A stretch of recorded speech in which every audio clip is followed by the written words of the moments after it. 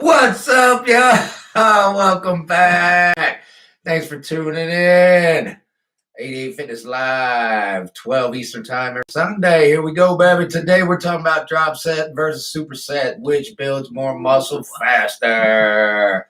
We're all here for the gains. We're all here for the muscles. That's why we're here, baby. So which one builds muscle faster? Stay tuned. We're going to tell you. But first, updates. All right, what updates do you have for James, for them? How's the cut going? Lost another pound. If you didn't see it in the Alright. community, I decided I'm going to keep rolling with 2,500 calories until it becomes a maintain. So it might be this week 210, or I might be a little bit lighter next week. We'll see, but I'm going to keep running at 2,500 calories for now. I am so jealous, y'all, that he can eat 2,500 calories and be at a caloric deficit. I mean, that's pretty impressive, honestly. I move a lot more than she does, y'all. He does. Like, his job has him on his feet, walking around like all day long, for sure. For sure. Yeah, I lost 2.8 pounds this week. So remember, you guys, last week I was like, hey, I didn't actually like lose any, but I looked leaner. Well, I definitely made up for that and then some. So I was pretty happy about that. Scale's fickle, you know. Yeah. There's a lot of variables that affect the scale. The big thing is the mirror. Mm-hmm. The mirror, how your clothes fit. You could even take measurements, but the biggest thing is the mirror. For sure. Take pictures, take videos. In fact, I'm going to do side-by-side photos from you guys, for you guys starting this week, just like James. I'll put them in the community so you can join me as I prepare to head to the stage. I think it's 19 weeks now to the first show. Yeah. So you can follow along with me as I lean out and get ready for the stage. Fantastic. Yeah, speaking of the stage, one of our athletes, Belle Cameron, competed last night at the NPC Warrior Classic. So that was a lot of fun. How'd she do? She did pretty good. We got second place. Okay. And I got to tell you, like, I was just thoroughly impressed with the physiques, all the way from like fit model up to men's bodybuilding. Like, there was some stellar competition there, that's for sure. Yeah, there's a little bit of a secret at NBC. The ringers try to catch a small show because they think it's going to be a small show with no physiques. But all the ringers show up to these small shows, and you only have 50 athletes, but you're looking at every one of them going, whoa, this is a local show? Holy smoke. I mean, there was definitely some people that you're like, yeah, you're getting the call to go to North American or one of the shows, the national shows later in the year. You could just tell. Yep. So if you're out there and you're a first timer, don't necessarily look for a small show. Yeah. There were some cool things I thought that this show did, and maybe it's just a result of being a smaller show, but in between prejudging and finals, one of the judges actually came out and gave the athletes feedback. That's fantastic. Yeah, so typically you have to email the judges, and they may or may not get back to you, unfortunately. Like, most of the time, not. Yeah, and it's disappointing. So being able to go right then and there and hear the feedback, and in some cases, they were like kind of correcting the posing, saying, hey, try this. It'll bring out the glutes a little more or whatever. And I thought that was really cool because the athletes could incorporate that before finals. That's fantastic. Yeah, that's great. You know, if you get that in real time from a real judge, you're not going to beat that feedback. But yeah, back to Belle Cameron. I thought she was such a trooper, y'all, because she actually got sick this week, had to go on antibiotics. It was like Thursday. She's like, I got a sore throat. I don't feel so hot. And it's like, oh no, I have to, get on antibiotics and all that. And anyone that's competed before knows that that's just like, usually you would pull out of the show, right? Because you're not going to bring your best package. You're not going to feel 100%. So to have the discipline to still hit all the cardio she needed to, do the diet, and get up there and perform, I was so proud of her, y'all. Yeah, hats off to you, Bill. And I've been there too. I was sick going into a show, and you work so hard to get to the finish line, you don't want to pull out, but really you should. Yeah. Your physique's not going to be where it should be. You're not going to be at 100%. You're feeling like crap.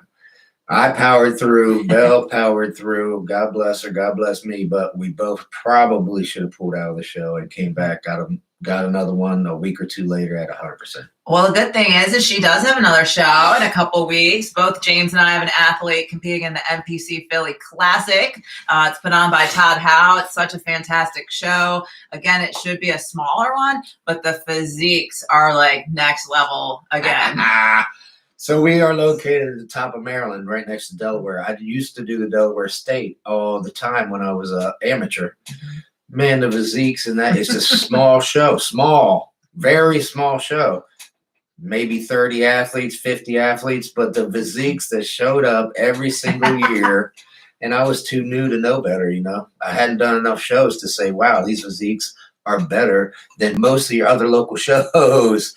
The Philadelphia is another one. It's going to be a small show, but the physiques, I'm telling you, the ringers show up thinking it's a small show, and they're just going to call and walk through it. But all the ringers show up.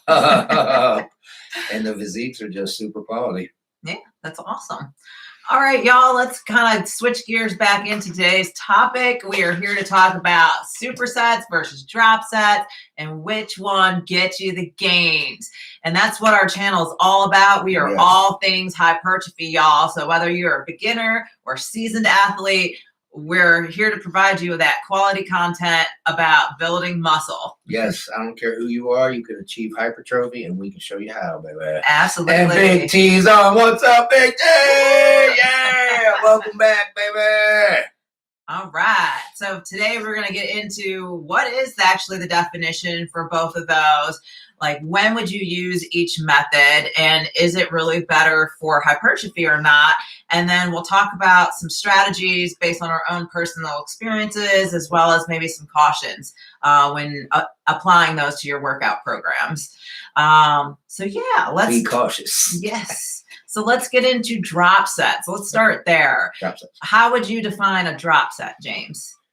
Taking your exercise to failure and making it lighter, taking it to failure, making it lighter, taking it to failure. All right. So basically you are extending your set. So correct. Whatever exercise you're doing, you are then lightening the weight and continuing the set. Correct. So I didn't give any rep ranges there, because if you truly hit failure on your first set, your next two, you're not going to get too many reps unless you really lower the weight, which you shouldn't be really low. It should be 1 or 2 plates, or, 5 to 10 pounds. Yeah, so I like that. That's definitely a good definition, I think, for drop set. It's just, performing multiple set, like a set to failure, lightening the weight slightly, going again till failure. And you can do this many times. And we'll get into exactly how many times you should do a drop set later. But that's the definition of what a drop set is. Yeah, so let's talk about now how that works for hypertrophy. Like, what is it about that triggers muscle growth? It's intensifying technique. So once you hit failure, the muscle growth trigger mechanism is turned on. Yeah. So you just did it 3 times. Yeah, so it creates a lot of metabolic stress. Tension. Yeah, which leads to muscle fatigue. And so those are actually 2 of the 3 mechanisms of hypertrophy, right? Like on this channel, we've talked to you guys a lot about creating mechanical tension, which you're definitely got mechanical tension going on if you're doing a drop set, especially because you're going to failure. If you're doing the exercise, there's mechanical tension. You're creating metabolic stress because now you're taking it to failure and you're continuing on. So your whole nervous system is just, it's all or nothing, like James says a lot, and you are definitely turned on and firing everything you got to get through that set. And then later, kind of after the workout, it leads to muscle fatigue and damage, which, again, these are the 3 mechanisms of hypertrophy. So pretty perfect, actually. Hitting all 3 with the drop sets, yo. And they're nasty. I mean, if you do them correctly, you're not going to do too many drop sets. Yeah. Because they are nasty. You're going to sweat. I mean, they hurt. You got to push past the pain. You're making it lighter to keep going, but it's still burning. and it still hurts. Yeah, I mean, it's a great technique for pushing past your failure point. I mean, you probably experience this sometimes. Maybe you pick the wrong weight or something like that. Instead of just saying, hey, I'll just try again next set. Like, this is a great way to not like waste that set. Like, you could just go until you do fail, even if it's a little more reps than you had planned, if it was too late. And continue on, or maybe you were too heavy and you're only hitting like 3-4 reps, which is more strength. Well, then you could go ahead and lighten it and keep going. That way you're not, wasting time in the gym. Yeah. Pro tip on that one's go slow. Once that burn starts and that pain starts, you're going to want to get through it. Don't forget about the negative portion of the rep. You were all here last week. The most important part's the negative portion. So during that drop set, you're going to want to speed up. Fight that feeling. I'm gonna say, yeah, that's pretty characteristic of most people in a drop set. It's like, hey, they did the perfect rep the whole way through all 3-4 sets, whatever, and then it's like drop set. All of a sudden, it's like someone said, speed up or something. No, like you have to stop yourself from doing that and actually slow it back down.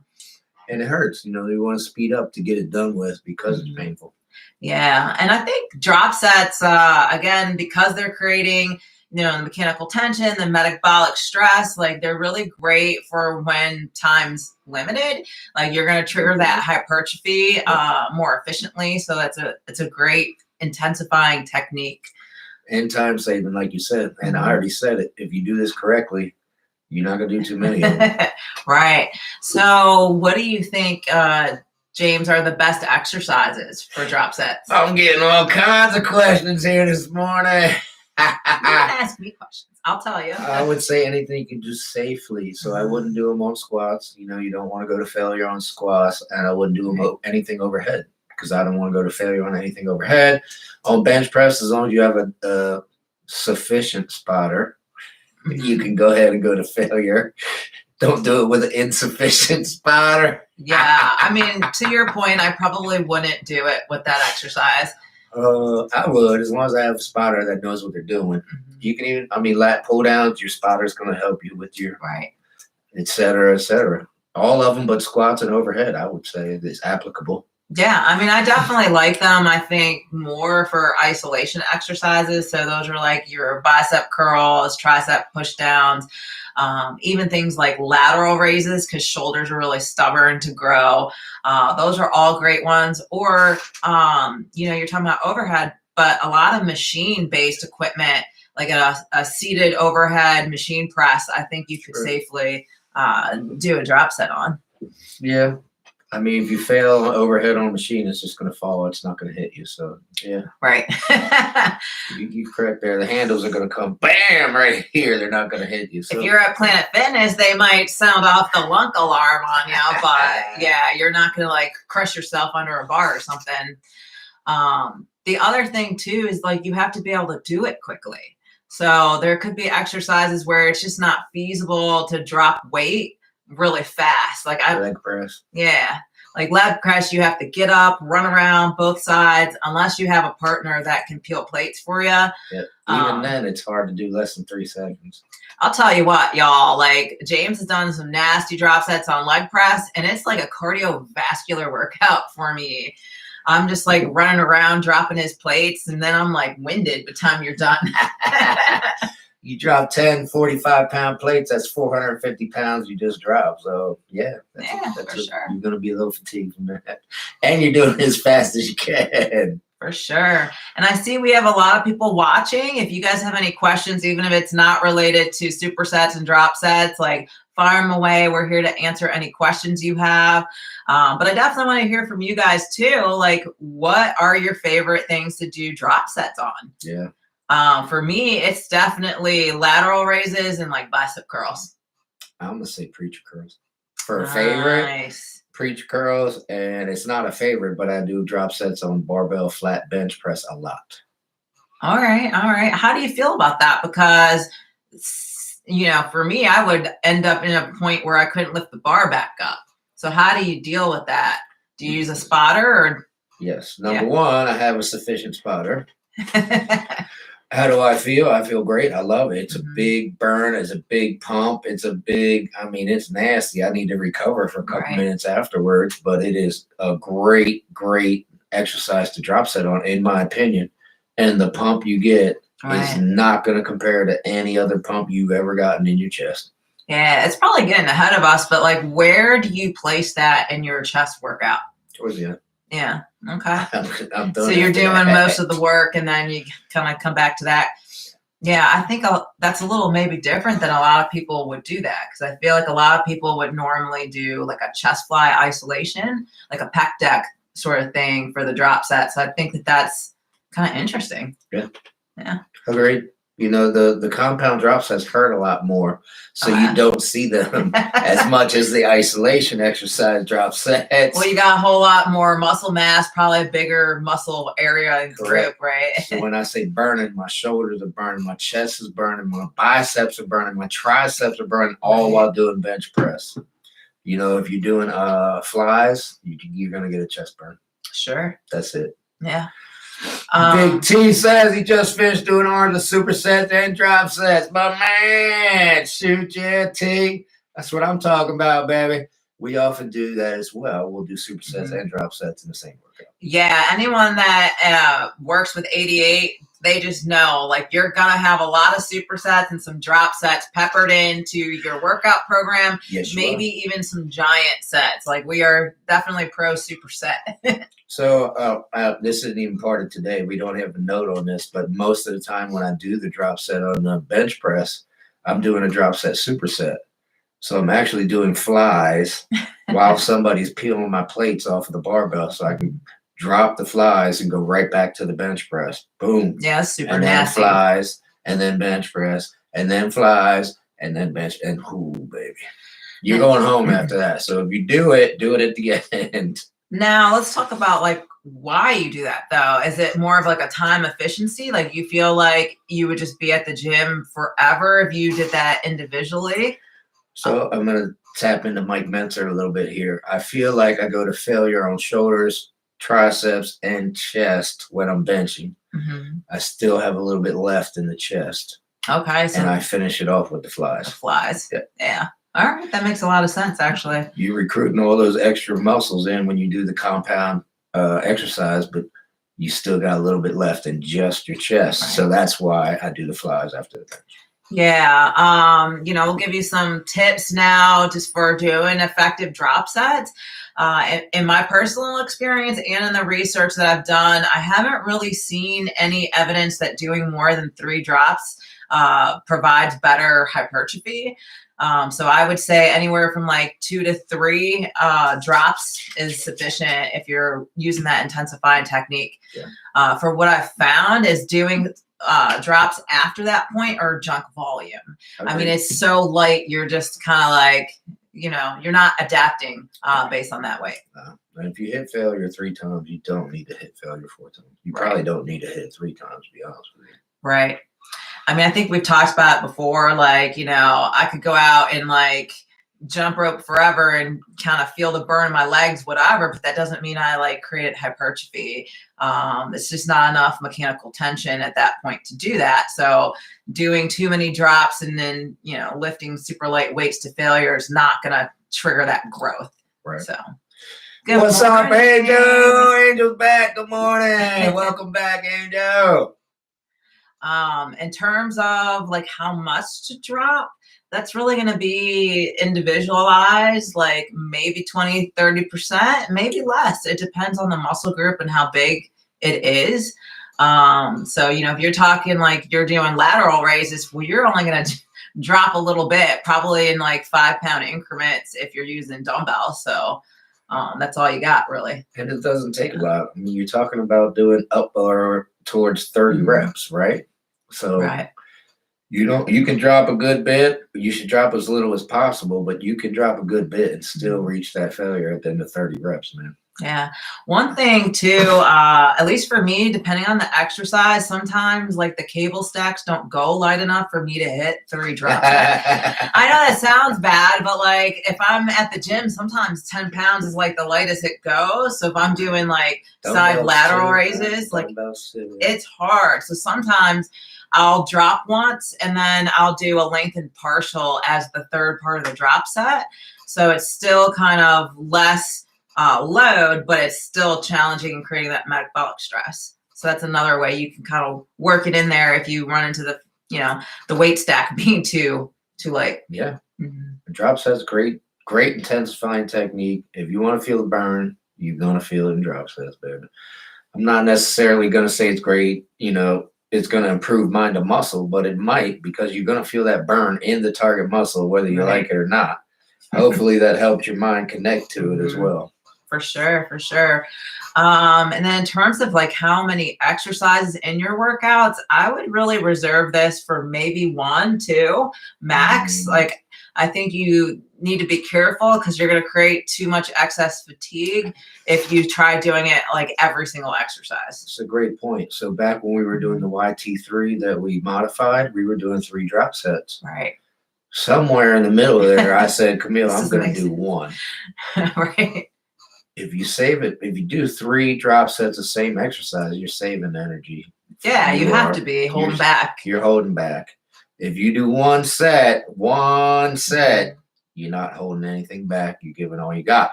So before we even, I don't know, a couple weeks in, a couple months in, maybe, I said, hey, I'm switching to 1 drop set. I don't know what you're going to do. You can keep doing 3 if you want, but I'm going to do 1 drop set, and that's all you need. Well, we were getting really beat up from trying to do drop sets every single exercise. And to your point, it was junk volume. Absolutely. Who do you think, like, what about beginners? Is there a place? Yeah. So I would say no. I would say beginners work on just, regular sets, 3 to 5, learn the exercises. You don't need an intensifying technique at that point. You should be growing from your 3 to 4 sets of 10 as a beginner. Once that plateaus, then you can start looking at intensifying techniques. Yeah. But you got years, a couple years there. Years, but you got definitely some time before you're gonna stall out on your straight sets of 10. Yeah. Well, cool. So that's drop sets. Anything else on drop sets before we talk about supersets? I don't think so. The big one was and I forgot it and remembered it 7 times, was doing 1 drop set instead of 3. That was what I found personally with doing them, and that was significant. Absolutely. Supersets. Now, supersets are interesting. Like, there's different ways to describe them, but there's a lot of different ways. But in terms of a definition for what a superset is, it's basically performing 2 exercises back to back with little to no rest in between them. Yeah, so that's like the base definition. Let me ask a question. All right. Camille, would you use the same body part to exercise or opposite, like a bicep and a tricep? Yeah, so that's agonist versus antagonist superset training. I like doing the same muscle group. So like if I'm training biceps, I would superset, let's say, straight bar bicep curl with like a hammer curl or something like that. I would not do a bicep curl with like a tricep push down. But there's some caveats. So obviously I train a lot of people, and sometimes my clients do like total body workouts or upper body workouts. And if we run into a situation where we're starting to get short on time, but I need to add more volume in, well, then I will pair the antagonists together for them so they can at least get the exposure to the muscle groups intended. I'm going to go back to the beginning. This is what you said. This channel is all about hypertrophy. When you're talking about hypertrophy, you're not going to do 2 different muscles. You're going to do the same muscle. So it'll be a chest and a chest, a bicep and a bicep, a tricep and a tricep. There's no intensifying technique when you do 2 different muscles. It just saves time. All right. What do you think about recoverability? So a lot of people do that because they're like, well, hey, I do my biceps and then I'm working on triceps, so the biceps are resting so I can go back. And that's a lot of people doing push-pull splits. This is where I see the antagonist superset a lot. I feel what I just said. It's not an intensifying technique. It's a way to save time. Right. But you're not upping your intensity anyway if you're doing 2 different muscles. Your muscle's fresh. The idea of superset is to pre-exhaust. and then do it twice, right? Yeah, so you hit it actually. That's like the third way you can do a superset, the pre-exhaust superset. I jumped the gun. So that's like, doing a chest fly before a press or a press before a fly type thing. And I think you have a specific way that you like to do the pre-exhaust. So I don't know if you want to talk about that. Like, how do you do your pre-exhaust? On anything. You can do chest. We've been talking about chest workout, so. So I'm a little bit older. I like to pre-exhaust with the isolation first and then hit the compound. Unless I'm feeling froggy, then I'll do the compound first, followed by the isolation. But most of the time I'm doing the isolation first so I can do the compound a little bit lighter and still get the gains and still hit failure. For example, I'll do chest flies and then bench press. Another example, I'll do chin-ups and then barbell curls. Okay. Just 2 examples there. A leg one, I'll do leg extension and then squats. So those are all supersets with the same muscle group. You just hitting it up. Well, I did the chin-ups first, which is compound. Yeah, I like doing it the other way around. I'll do the compounds a lot. Like you do the post-exhaust. Yeah, so I'll do like barbell bench press, give it everything I have, but I realize like you can tell like towards the end, like triceps and shoulders are trying to take over. Like my chest is like out of the game, but to make sure that I've properly place enough metabolic stress and fatigue on the chest, I'll do chest flies to finish. Great. And then that saves my energy for the compound where I need it. I'm trying to grow. So yeah, I do it a little opposite. Yes. And that's the way I used to do it, for many years. But like I said, I'm a little bit older now. So I want to save my shoulders, save my elbows. Save the joints. So now I pre-exhaust instead of post-exhaust most of the time. Every once in a while, I'll do the compound first. But at this point in my lifting career, 75% of the time, I'm going to isolate first and then follow up the compound. We've had a comment, I think it was actually on one of our lives, that somebody said you can't make hypertrophy unless you hit an isolation exercise, which is ridiculous. But when you do a superset and you do both of them, you're getting the best of both worlds. You're getting a compound and an isolation in there. So you're getting both, best of both worlds. Yeah, I really like supersets too, just for kind of increasing the training density. They're fun. Yeah, I mean, you get a lot more volume in a lot less time. So in terms of like workout efficiency, I think you can crank through a lot of volume in a short amount of time. They're both time savers. You better believe that. You can get a lot more done with drop sets and supersets a lot quicker than doing straight sets to 10. Sure. I know we talked about this a little bit with drop sets, but I also think supersets are really good for mind muscle connection because you've got focused fatigue. Like you definitely know what part of your body you're working. Like you can feel it. Yeah. I can't argue with that. You do bench press and then flies, you're gonna feel your chest. And if you don't, if you do that and you're like, oh, I feel my shoulders, well, then that's probably a cue that you either have a mind muscle connection problem, a form problem, or something else actually. So I think it's a good indicator. I've dealt with this a few times over the years. I've had a couple guys shoulder dominant. So when they're bench pressing, doing the compound moves, all they feel is shoulders. A great way to get over that and get around that is to sandwich set it. So you do flies, bench press, and then back to the flies. Now, have you heard of people in that case, like doing a set of like shoulder press or front raises before doing the bench press? That way they're like delts or smoked. So their chest has to take over. I mean, I've read a little bit about that as a strategy for pre-exhausting, but that's an interesting one, kind of extreme. The logic is there, but you're going to fatigue your shoulders so that your chest takes over. I don't know about that. The logic's there. Yeah. It makes sense, but I'm not sure the I've never really done that. Of that one. You're probably going to have to lighten your bench press, which you don't want to do. I did have a client. Shoulder failure. I did have a client once where the hamstrings were always taken over in like a leg press. So we actually did a set of hamstring curls before and then went into the leg press. How'd it work? Good. Like for the first time, she actually felt her quads. Like the quads had to pick up some of the slack to keep moving the weight. So maybe, but that was just a very specific individualized thing. So that might not work for everyone. Yeah, and I'm thinking about the shoulder raise and bench press. You're gonna fail on your shoulders when you hit your bench press. Yeah. So if you pre-exhaust shoulders and then do bench, make sure you do another chest exercise Right. after that, because your shoulder is gonna fail before your chest does, which Yeah. you don't want if you're doing chest. Cool.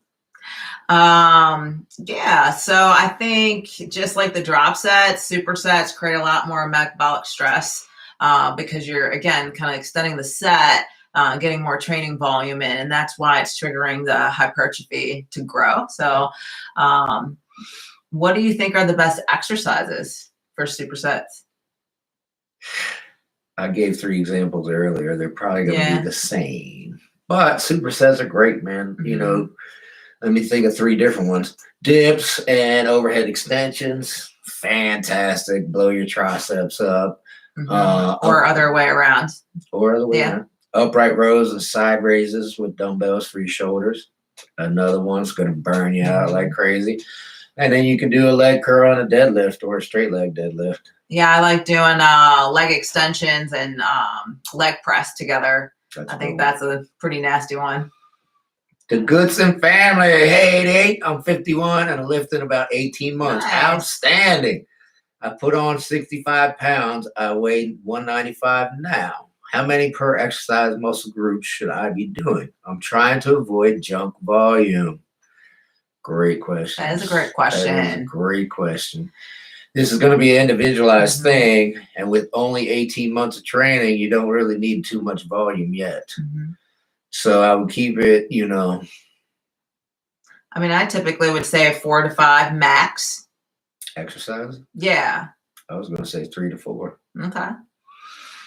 I mean, it depends. It depends on what body part, right? So, like, smaller ones, probably less. Yeah. Bigger ones that cover like if you're talking legs, you need a little more than, 3. True. Back and legs and chest, you're going to do a little bit more. And then the smaller muscles, shoulders, biceps, and triceps, you can do a little bit less. You should do a little bit less. Usually once you've hit fatigue, hey, this is junk volume. I'm not building here. Right. It's an individualized thing. It can happen very quickly or it can take a little bit of time. If you come out of the gate, your first exercise, and it's a drop set, and you go to failure 3 times, you're not going to do much more. Right. If you do keep going, it's going to be junk volume. So a lot of what keeps me straight is having a logbook. Yes. Because I'll hit the weights that I'm like trying to go in and hit, and then if I keep going, I'm not going to be able to like hit the same level of weights. It'll be reduced or something. And at that point, I'm like, okay, I'm just wasting time here. So I'll leave. Yeah. We used to say I'm beating a dead horse. Let's get out of here. The horse is dead. You can keep going, but it's junk. You're not doing anything but burning calories. You're certainly not building muscle, and you're digging into your recovery. So it's going to take you longer to recover from your workout if you keep doing that junk volume. All right. But it's very individualized. You got to realize fatigue and failure. If you're not getting your weights in, like Camille said, to the reps and the failure you should be, then it's junk. Yeah, I think that's good. Yeah, great question. And one thing we didn't talk about is when you're doing your supersets, 3 seconds or less in between the 2 exercises. Yeah. Like drop sets too. Yeah, don't stop and catch your breath and, take a sip of water and walk somewhere. They need to be very quickly. This happens a lot with clients, and you got to explain, hey, dude, you can do that, but you just lost your intensifying technique. Right. Now you're doing 2 separate sets of 10. Yeah, you start recovering. Yeah. It's not a superset. You just did 2 separate sets of 10. Right. It's not a drop set if you get a drink of water and recover before you drop the weight and do your next set. Yeah, I mean, and overall too, also remember, like, we're still focused on hypertrophy, so we do need to, like, between sets and things, like, you still don't want to take forever. You shouldn't be sitting there for like 5-10 minutes having a conversation, after you finished your superset. Like, you should move on to the next exercise or chalk it up. General rule is once you have your breath and there's no burning anymore, right, then you're ready.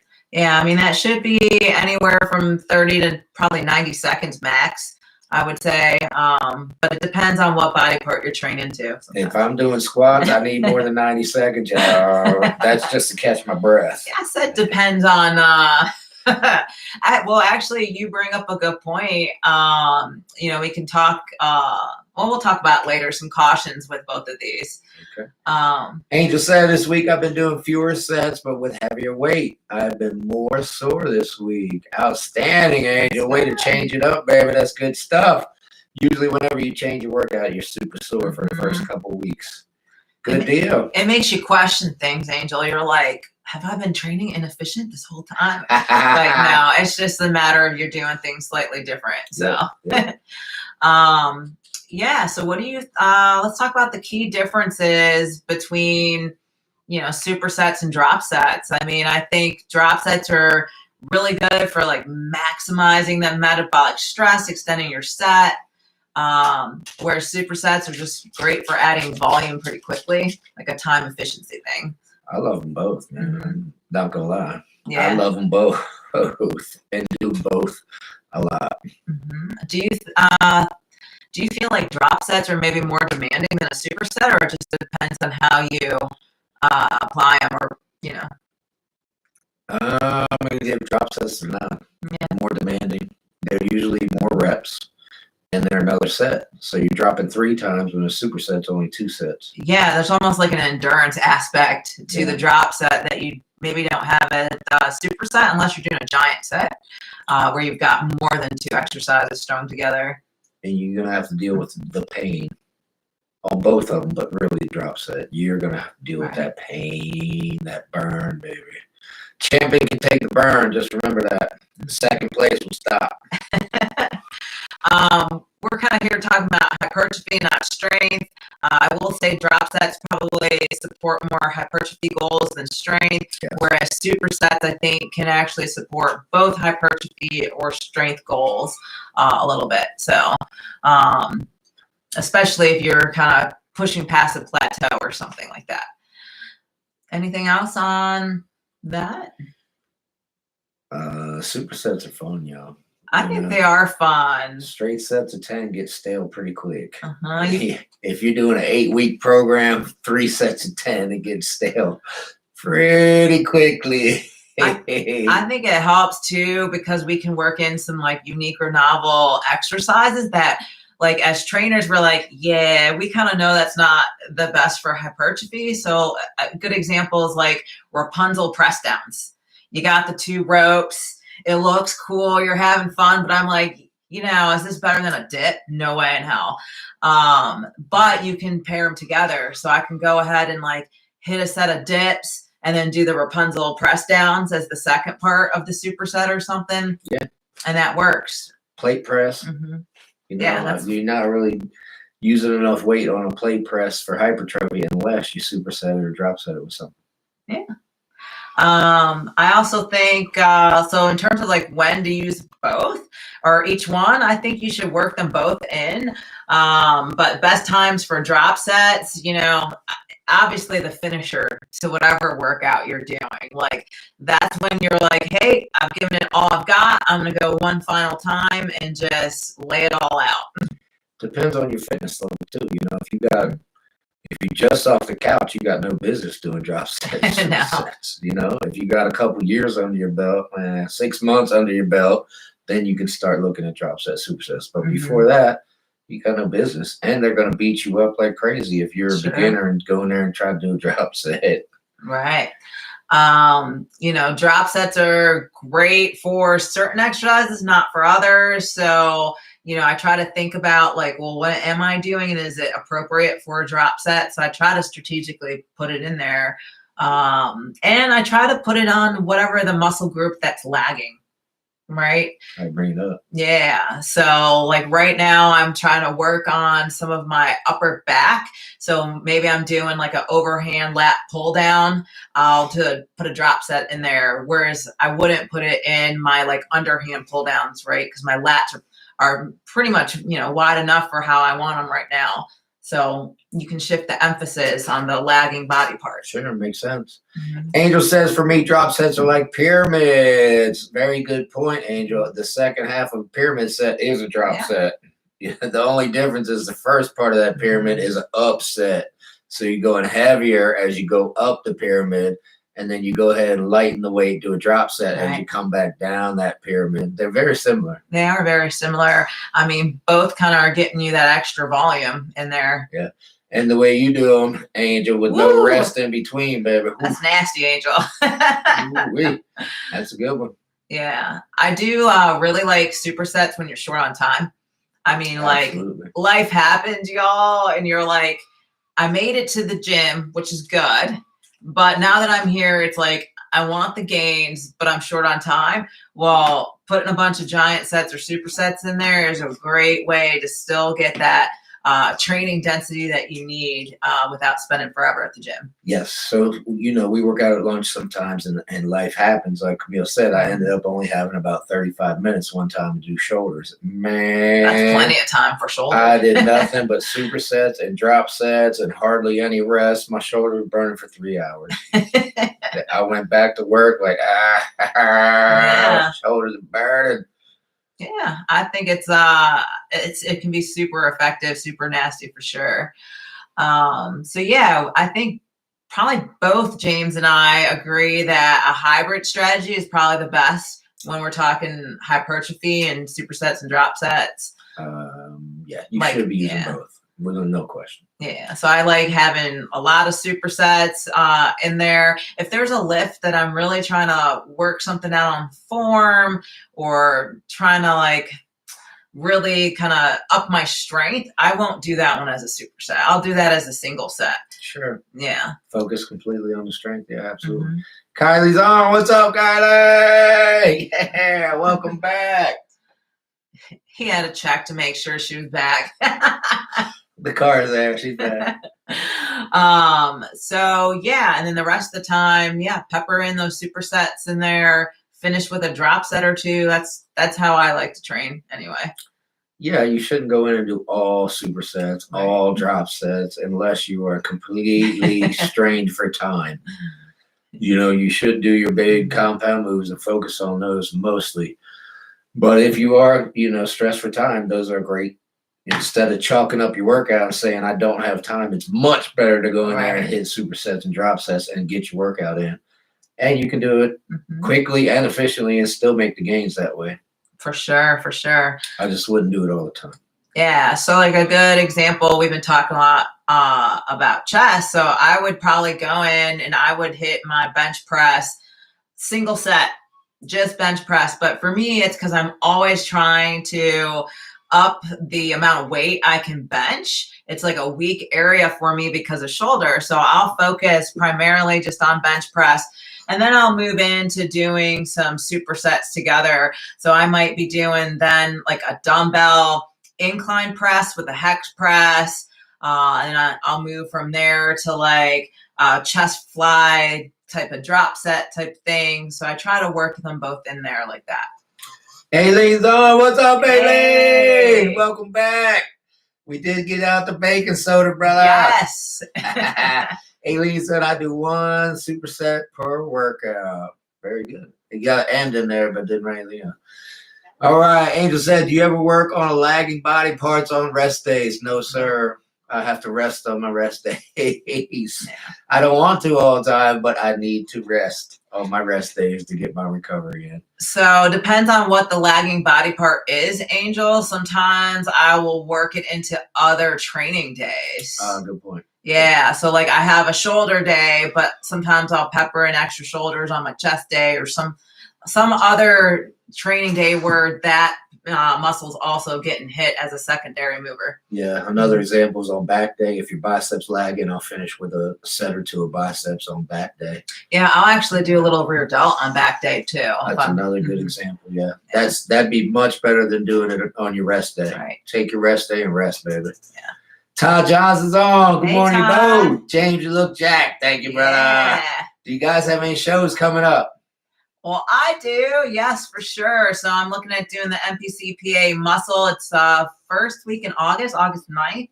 And then there's another one. It's a new one. So I don't remember the name, but it's like a couple weeks later. So Maryland State, isn't it? No, it's not Maryland State. It's Night of Champions or something like that. It's got a new name, new show. All right. Tina's on. What's up, Tina? Hey, Tina. Welcome back. How much in percentage do you recommend lowering the calories in rest days for off season? Oof, that's a great question. So, I mean, it depends on your strategy. I mean, overall, right now, right? Yeah, overall, you want a caloric deficit. So whatever creates that. On my rest days right now, I lower it by 200 calories. And that's enough for me. But that's taken months of trial and error to figure out like what makes me drop weight. In doing that, and it constantly changes, Tina. So you have to keep reassessing if that works. And it's based on a lot. Like you got to track daily steps, like all your non-exercise activity, your exercise activity, all of that kind of plays a role in what can you get away with eating or not. Yeah. And I don't change my calories on rest days, Tina. Mm-hmm. I eat the same amount of calories every single day, but there is a variable of work. Mm-hmm. I do have a physical job sometimes, so that could be a reason I lose weight that week and, not another week, but it's just something you have to keep in mind, especially if you have a physical job, it's just going to be part of it. But I don't change my calories on rest days. Yeah. And so far, if you're tracking, I've been losing on 2,500 calories for quite some time now. Yeah, I like having a little more on training days. It helps me get through my training set, especially when you're deep into contest prep. Like you start sucking. And so if you can eat a little more on those days to like get what you need to out of the training, I think that's, advantageous for sure. Todd John says, get it. Oh, get it, girl. Aileen says, I eat more on rest days. Bored. That happens. That's actually a strategy, Aileen. A lot of people do that because you're resting and you're recovering. So you want your body to have the nutrients on your rest day, extra nutrients on your rest day to help you recover. That's actually a technique that a lot of people do. Vera said, keep up the good work. And Tina says, thank you. Great answers. You're very welcome. Very welcome. You got to tell Aileen how the baking soda went. I mean, tell everyone, because like we've been saying that we're going to try it for probably a month, and you actually did. I didn't, so. I think it's effective. It stalls the burn. I can tell that. On top of that, my gut health, I immediately felt. Okay. As soon, I did it like a shot, by the way. It's nasty. It tastes like salt water. So I did it like a shot, and literally, not even 2 minutes later, my stomach's bubbling, rumbling. Wait, that's good? Yes. Okay. And then 3 minutes after that, it was calm, cool, collected, no bloat, no gas, feeling great. I'll take it. I am continuing to do the baking soda because of that reason. Nice. I mean, it's got a lot of health benefits outside of stalling the lactic acid burn. So cool. It's another anti-inflammatory. It helps you recover. I mean, there's a lot of benefits. Gut health, the big gut health, baking soda helps out. And I can tell you from what I just experienced, you will feel it in your gut pretty immediately. Yeah, alkalizes the body. Absolutely. Yep. Absolutely. All right. Back to some safety tips now for you guys, especially with the drop sets. You got to be careful on those compound lifts, y'all. Like you are moving some heavy, nasty weight. If you're squatting and you don't have like spotter arms built into the rack or something to catch the bar, like I wouldn't fail on your squat. You got to be careful. No. Yeah. I went to football camp in high school, and they had a weight room. They had somebody sitting in the weight room. And it was just me and him. And I said, dude, why are you here? He said, people get hurt lifting all the time. I said, really? It's not that often in my world. And then I went into the fitness industry and started watching people. And I can tell you, injuries happen a lot. But it's mostly from people doing dumb stuff. Yeah. I mean, a lot of the compound lifts too, if you think about them, they require a lot of like coordination and core stability. So sometimes, that could fall apart before your main muscle mover and compromise it too, like in a deadlift or an overhead press, especially an overhead press. If you're holding the weight and having to stabilize with your core, like that could fall apart and cause you to fail. So sure. And over the years, what I've seen is I would say 90% of injuries is people trying to go too heavy. Mm-hmm. Your form is crap. You can't lift the weight. Why are you even trying to lift the weight? This guy came into Gold's Gym, put 315 on the bench, and failed. Literally, we had to go pull the bar off of him. 10 minutes later, guess what? He did it again? He did it again. And we're going, dude, what is wrong with you? You don't have a spotter.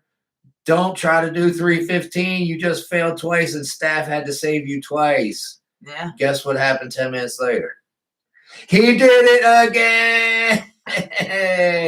So this is the dumb stuff I'm telling you people do that get hurt. Yeah. So don't. Just use a little bit of common sense. For sure.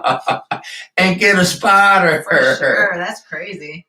Aileen says, I rarely do supersets with 2 body parts. I like to attack one muscle at a time. Might try this with arms. Absolutely. Arms Aileen. is a great one to do that with. If you weren't on earlier, we said if you're doing 2 different body parts, it's not an intensifying technique. Right. It's just a time-saving technique. When you do 2 same body parts, now it's intensifying technique. Yeah, for hypertrophy, which is what we want. Correct. So, yeah, definitely stack those arm workouts together and see what you think. Oh, yeah, baby. Chin-ups and barbell curls. Ooh.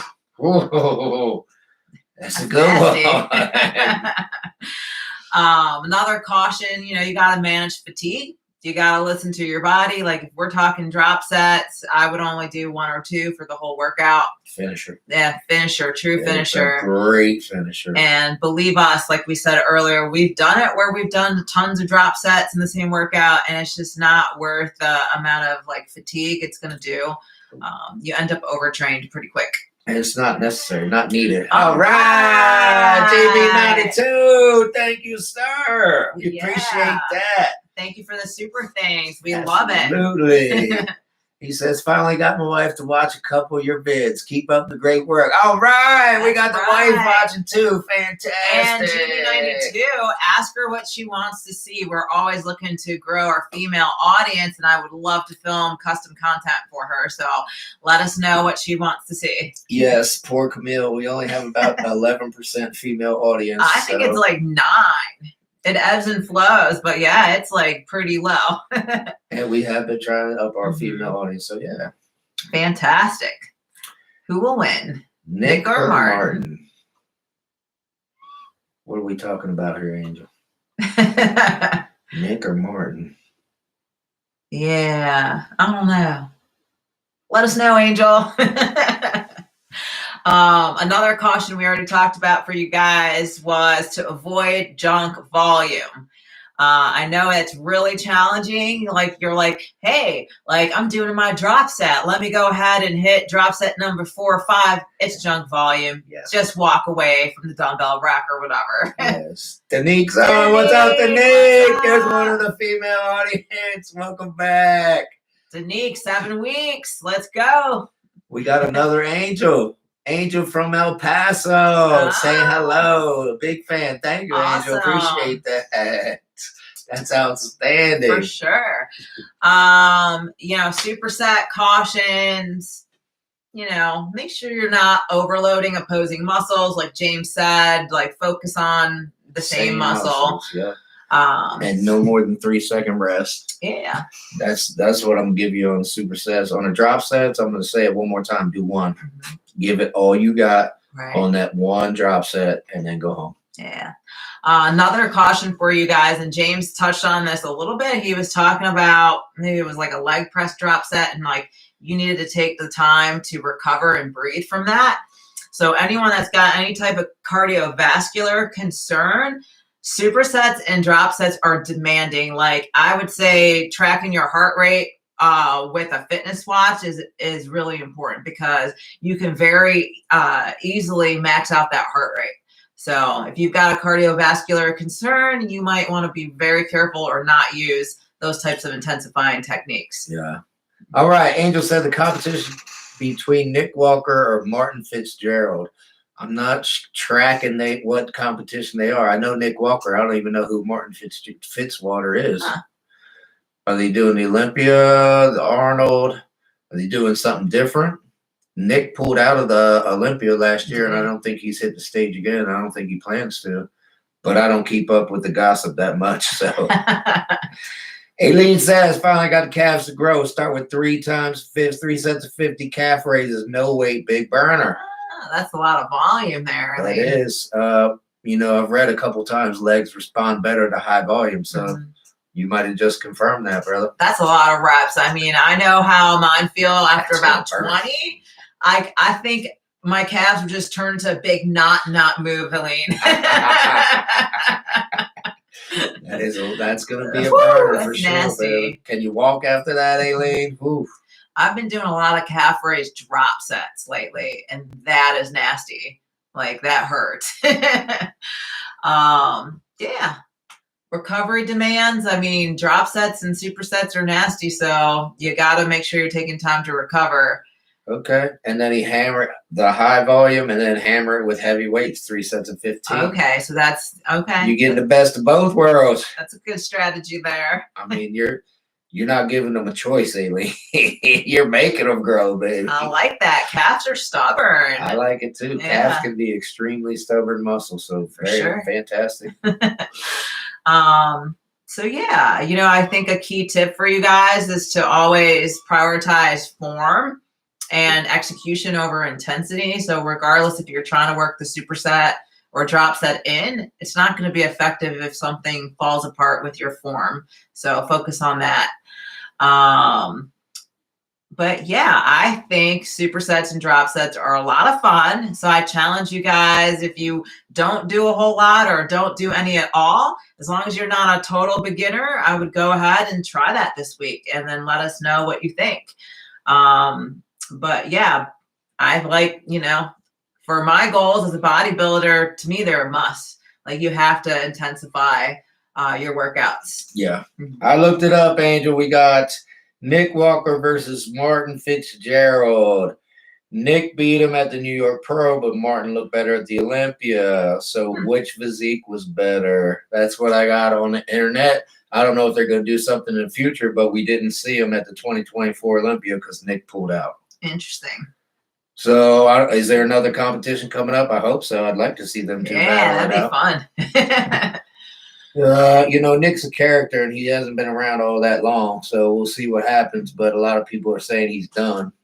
Interesting. I hope not, but a lot of people are saying he's done with the sport, done with competing. So I guess we'll find out. Time will tell.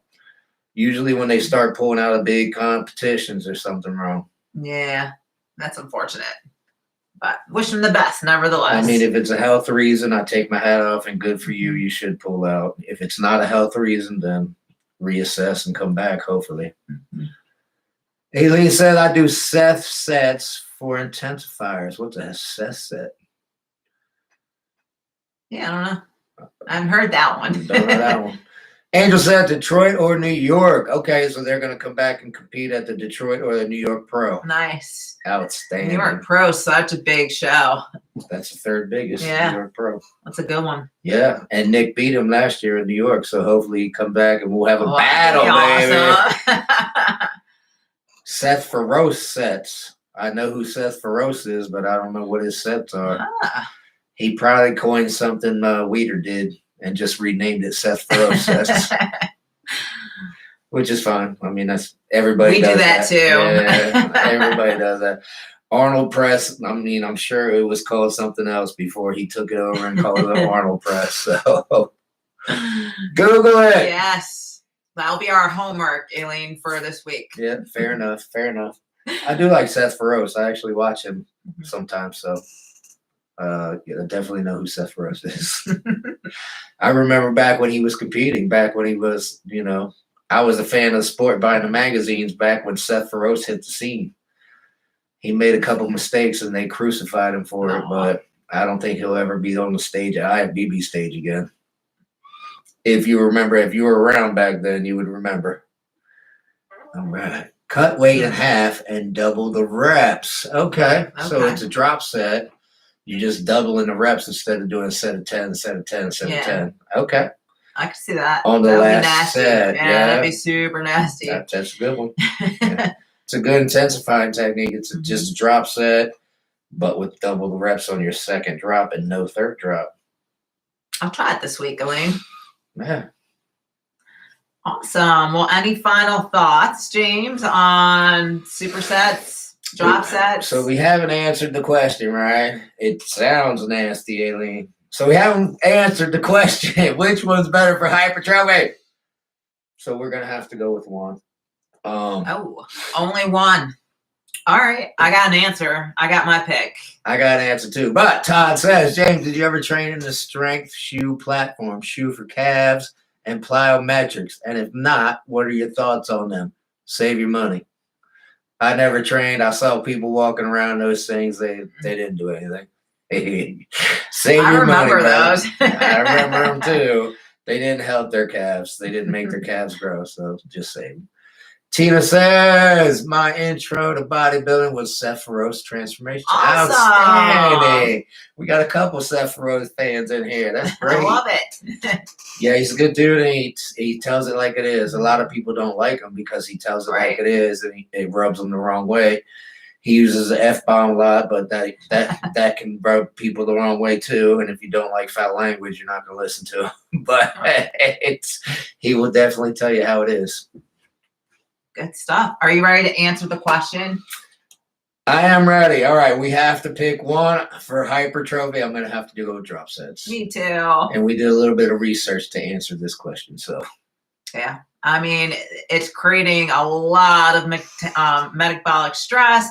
It's going to lead to fatigue. Yep. You know, you are applying a good deal of mechanical tension. So it just got all the pieces to hypertrophy there. Yep. Whereas supersets, you may or may not induce those kind of mechanisms. So I mean, you should be, but yeah, there's always a hashtag, right? So most people don't go hard enough. Right. The drop set forces you to go hard enough. So that's another reason I'm going to go with drop set instead of superset. However, if you are hitting your intensity levels on a superset, and you're failing on parts of them, you are making gains as well. Absolutely. They are great for hypertrophy, so don't think you're doing wrong with supersets. Just drop sets, hit all three of the hypertrophy mechanisms, like Camille said earlier, and they are going to force you to go hard and force you to go intense, unless you're using such a ridiculously light weight that you shouldn't even be in the gym anyway. Absolutely. And I see we have a lot of people listening, so we just want to let you guys know you can also reach out to us on Facebook, Instagram. We not only have the 88 Fitness Instagram, but both James and I have personal Instagrams too that you can find us. Do you want to tell them your handle? Jay Houston 88 Fitness. Yeah, and I'm Millie Girl 88 Fitness. So you can look those up too, and then you can see more of our day-to-day training and like what we are busy doing. So yeah, if you hit us on Instagram, you're gonna get us reply a lot quicker on ours than you would 88. So just slide on over and hit us. Yeah, well, we love to interact with you guys. We appreciate you guys. You know, whatever questions you have, or if you want content filmed, like we're one big team here, so we're here to help each other. But yeah, you know, we're all here for the gains, baby. So if you want to learn something, need something, just say it and we'll get on it.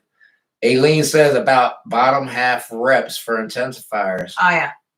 I'm big on that. So that's basically lengthened partials. You're training the muscle in its lengthened position, which is there's tons of research. And all the research coming back, especially lately, is showing, hey, it's really effective for hypertrophy. So. Yes. And Camille talked about it earlier. If she can't do 3 drop sets, she'll finish with partial reps instead of doing another drop set. Yeah, I just had a client this morning. We were doing cable side raises. And what do you know? Like, one, she failed too early. And instead of dropping, there was no lighter weight to drop to. So we said, all right, let's do the lengthened partials. Yep. Still nasty, still burned, still building muscle. So work them in.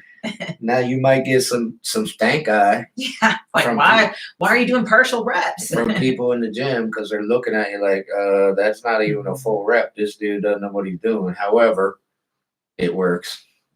Don't worry about what people think. As long as it works, it's not crazy. Yeah. Angel, keep lifting, keep living, keep laughing. Outstanding, baby. We should end that with that. I like that tagline.